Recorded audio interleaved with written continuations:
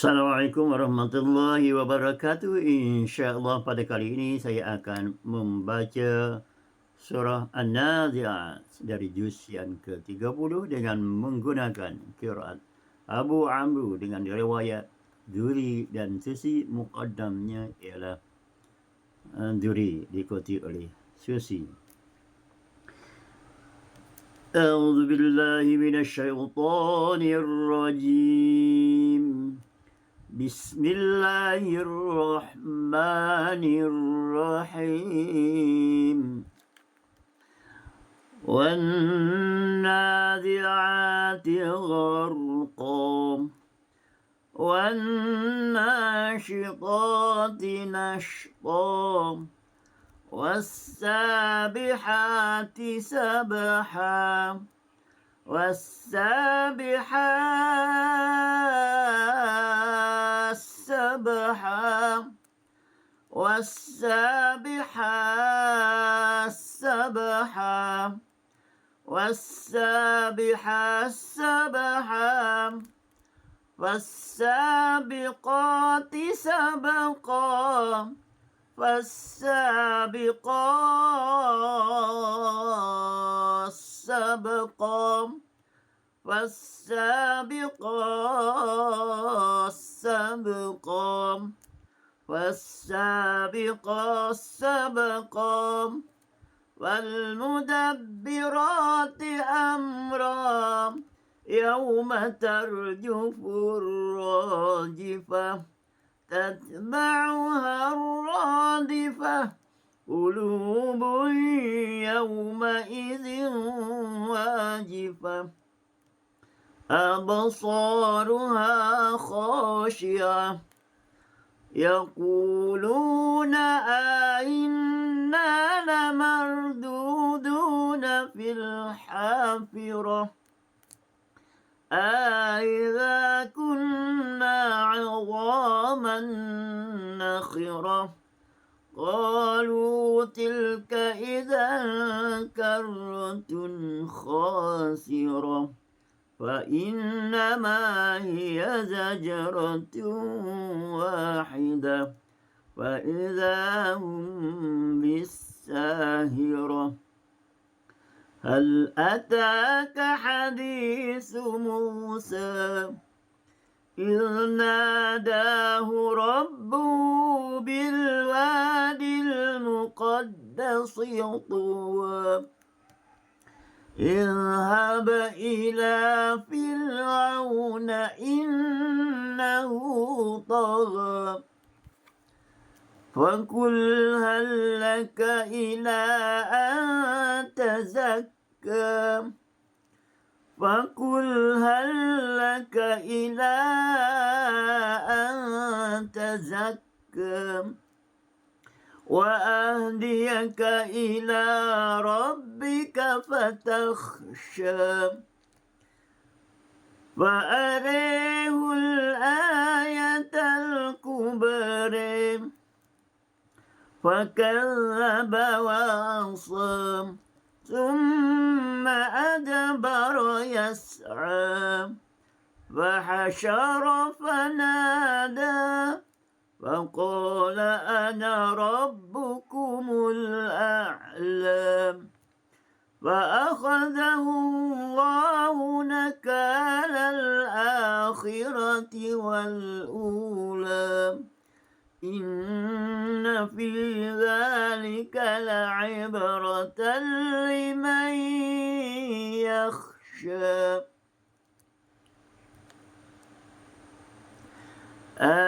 أنتم أشد خلقا أم السماء بناها رفع سمكها فسواها وأغطش ليلها وأخرج ضحاها والأرض بعد ذلك دحاها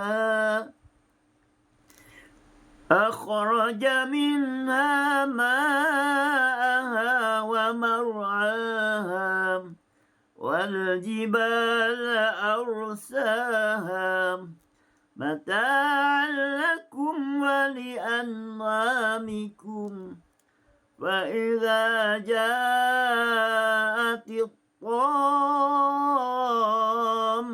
الكبرى يوم يتذكر الإنسان ما سعى وبرزت الجحيم لمن يرى فأما من طغى وآثر الحياة الدنيا وإن الجحيم هي المأوى وإن الجحيم هي المأوى وأما من خاف مقام ربه ونهى النفس عن الهوى فإن الجنة هي المأوى وإن الجنة هي المأوى يسألونك عن الساعة أيان مرساها فيما أنت من ذكرها إلى ربك منتهاها إنما أنت منذر من يخشاها إنما أنت منذر من يخشاها كأنهم يوم يرونها لم يلبثوا إلا عشية أو ضحاها كأنهم يوم يرونها لم يلبثوا إلا عشية أو ضحاها صدق Allahul Azim. Begitulah bacaan Al-Quranul Karim dari Surat An-Nazi'at dengan menggunakan qiraat Abu Amru dengan riwayat Duri dan Susi. Muqaddam yang saya bacakan tadi ialah Duri dan diikuti oleh Susi. Ada beberapa khilaf bacaan di antara riwayat Duri dan riwayat Susi dan juga dibandingkan dengan riwayat Hafs Al-Asim yang biasa kita baca. Yang pertamanya pada ayat yang ketiga dan yang keempat, yang mana berlaku pertemuan tertaknis dengan sin, maka bagi bacaan riwayat Duri sama saja, tiada beza, dibaca dengan tahqiq sama dengan riwayat Hafs Al-Asim, tetapi bagi bacaan Imam Susi Abu Amru dibaca dengan idgham, dibaca dengan idgham di mana sin disabdukan dan huruf mat sebelum ta'nis sebelum berlaku idgham dibaca dengan 3 wajah, sama ada 6 harakat, 4 harakat atau 2 harakat. Was-sabihas sabha ataupun 4 harakat, was-sabihas sabha atau 2 harakat, was-sabihas sabha. Begitu juga dengan kalimah fasabiqati sabqa, sama juga kaedahnya, di mana huruf yang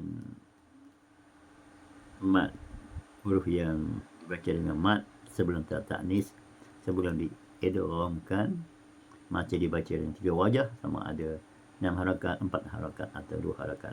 Fasabiqas sabqa ataupun 4 harakat atau 2 harakat.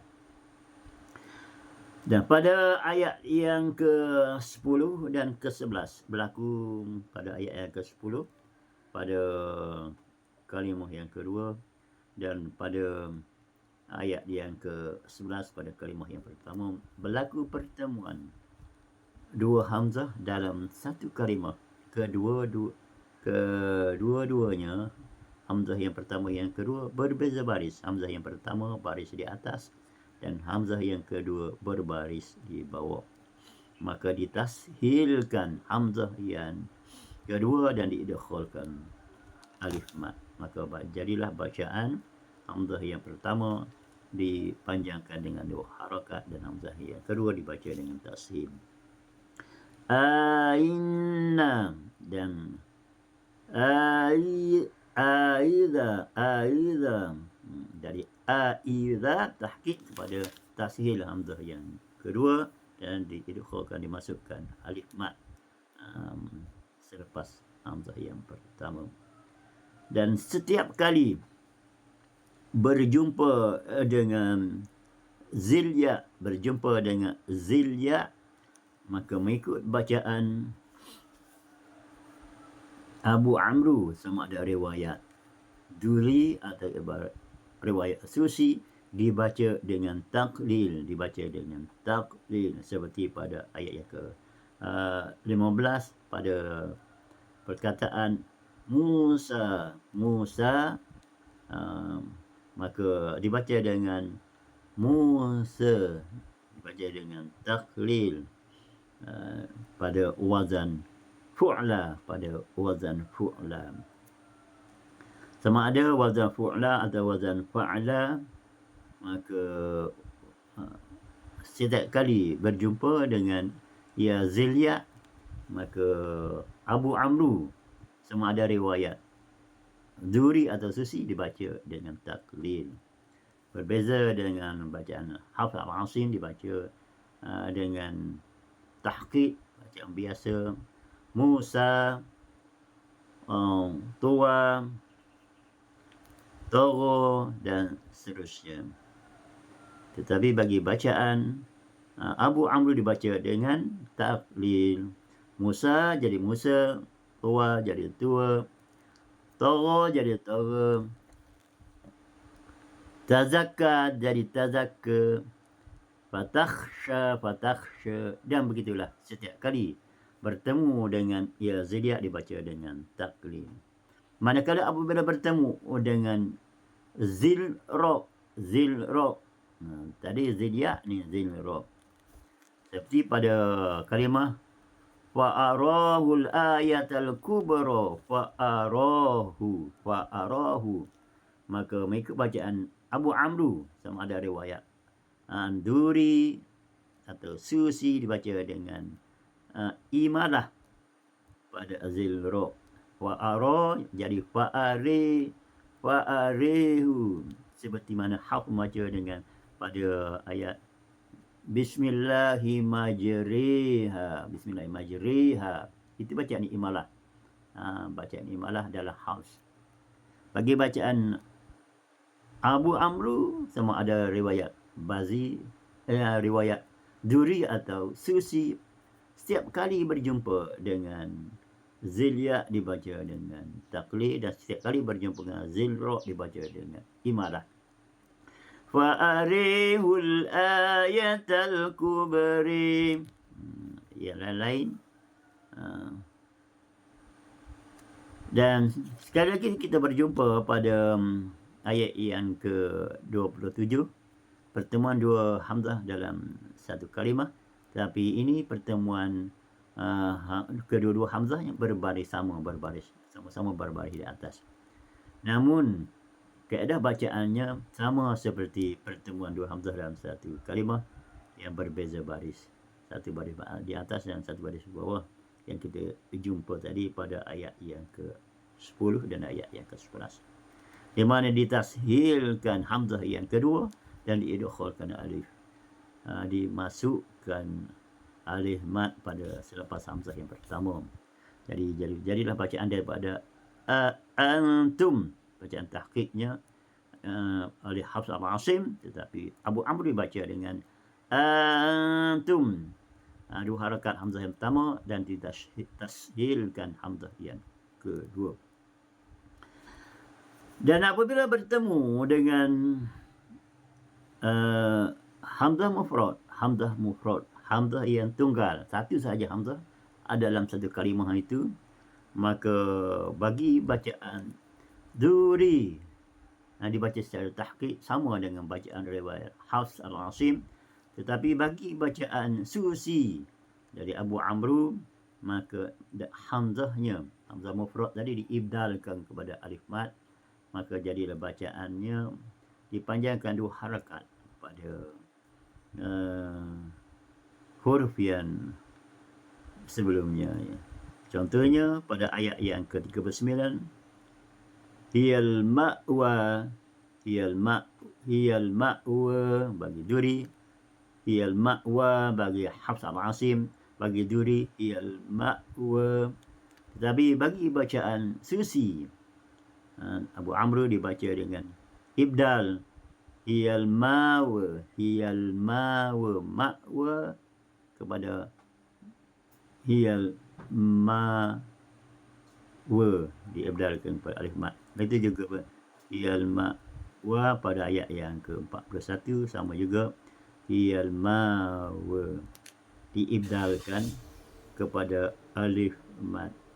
Dan seperti biasa setiap kali bertemu dengan mad munfasil, mad jaiz munfasil, bagi bacaan Abu Amru, Duri membaca dengan 2 wajah, sama ada 2 harakat atau 4 harakat, manakala Susi dibaca hanya dengan 2 harakat. Seperti contoh pada kalimah yang pertama pada ayat yang ke-45, innama anta munziru man yakhshaha. Innama bagi duri boleh dibaca dengan 2 harakat, innama anta atau innama anta. Jadi bila saya membaca dengan 2 harakat bagi duri, maka termasuklah bersama diikuti dengan Susi 2 harakat. Dan saya ulang dengan 4 harakat bagi riwayat duri Abu Amru. Begitulah juga pada kalimah yalbatsu illa, lam yalbatsu illa. Ini juga mad munfasil atau mad jaiz munfasil. Duri membaca dengan 2 wajah, 4 atau 2 atau 4 harakat, manakala Susi membaca dengan 2 harakat sahaja. Begitulah tuan-tuan dan puan-puan sekalian, pada surah ini, surah An-Nazi'at, hanya ada beberapa khilaf bacaan yang bersamanya dari segi hukum. Pertemuan ta'anis dengan sin diidghamkan dan dibaca dengan 3 wajah, 6 atau 4 2 harakat bagi Susi, tetapi bagi duri sama saja, baca dengan tahqiq sama dengan Hafs al-Asim. Dan setiap kali bertemu dengan Zidiyah dibaca dengan taqlid, dan setiap kali berjumpa dengan Zain Urab dibaca dengan imadah. Dan apabila bertemu dengan hamzah mufrad, hamzah yang tunggal, satu sahaja dalam satu kalimah, maka duri membaca tahqiq sama dengan Hafs al-Asim, tetapi Susi Abu Amru diibdalkan hamzah mufrad kepada alif mad. Dan setiap kali bertemu dengan mad jaiz munfasil, duri membaca dengan 2 wajah, 2 atau 4 harakat, dan Susi membaca dengan 2 harakat saja. Itulah pada kali ini bertemu berkhilaf bacaan, kaedah bacaan, usul bacaan, hukum-hukum bacaan bagi qiraat Abu Amru dengan riwayat Duri dan Susi. Semoga ianya dapat memberi sedikit perkongsian kepada tuan-tuan dan puan-puan yang selalu berteman dengan Al-Quran dan berminat untuk berdamping dengan Al-Quran wal qiraat, untuk mempelajari Al-Quran wal qiraat. Saya bukanlah pakar dalam bidang Al-Quran wal qiraat, dan saya juga masih belajar dan ingin berkongsi dengan tuan-tuan supaya saya lebih memahami kaedah-kaedah, usul-usul, khilaf bacaan yang terdapat dalam semua iman qiraat. InsyaAllah semoga sedikit perkongsian yang saya berikan ini menjadi bekal, menjadi modal kepada tuan-tuan apabila tuan-tuan bertalaqi dengan guru-guru syekh-syekh yang mursyid, yang pakar dalam bidang Al-Quran wal Quran, dapat membantu kita untuk mudah memahami secara lebih detail, lebih mendalam lagi. InsyaAllah, moga Al-Quran terus menjadi teman kita di dunia ini, dan insyaAllah di dalam kubur nanti, di mana ketika tidak ada siapa pun, sama ada mereka yang paling menyayangi kita, ingin berteman dengan kita di dalam kubur. Moga Al-Quran lah yang sentiasa menjadi teman kita di dunia ini, akan menemani kita di dalam kubur nanti. Ia akan menerangi kubur kita dari gelap gulita di dalam kubur, di dalam tanah. Dan insya-Allah pada yaumul hisab, yaumul akhirah, di hadapan Allah nanti, Al-Quran akan menjadi hujjah, akan menjadi pembela kita di yaumul hisab nanti, insya-Allah. Salam persahabatan dari saya, Haji Terengganu, daripada syarikat Raudhah Jaya Travel and Tours Sedia Berhad, yang mengadakan pakej umrah setiap bulan, insya-Allah. Sesiapa yang ingin menunaikan umrah, bolehlah menghubungi saya di talian 0199367657, atau terus ke pejabat kami di bagi kawasan Kuala Terengganu dan daerah-daerah sekitarnya di tingkat atas 7E Jalan Tun Adis Kapun, Tun Adis Kuala Ibai, Kuala Terengganu. Kita menghubungi mana-mana syarikat Raudhah Jaya, ibu pejabat di Jalan Air Putih, Kampung Jaya, Kemaman, atau di Bukit Setongkul, Kuantan, Pahang, atau mana-mana ejen-ejen kami di seluruh daerah, seluruh negara. Insya-Allah kami sedia membantu tuan-tuan dan puan-puan yang dirahmati sekalian. Sekian dulu. Salam persahabatan, salam perkenalan, salam sahabat Al-Quran. Wassalamualaikum warahmatullahi wabarakatuh. Allahumma arhamna bil Quran waj'alhu lana imaman wa nuran wa hudan wa rahmah. Allahumma ashrah bil Quran al-azim sudurana wa yassir bi umurana wa azim bi ujurana wa hasin bi akhlaqana wa nawwir bi qulubana wa quburna bi rahmatika ya arhamar rahimin. Walhamdulillahi rabbil alamin. Amin ya Allah.